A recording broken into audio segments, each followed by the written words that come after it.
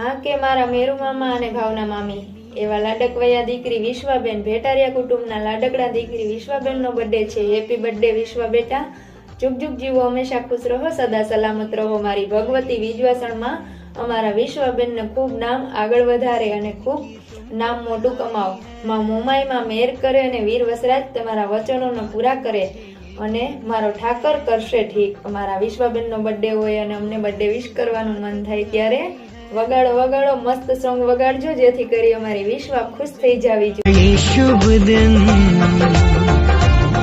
इस दिन की तुमको बधाई है.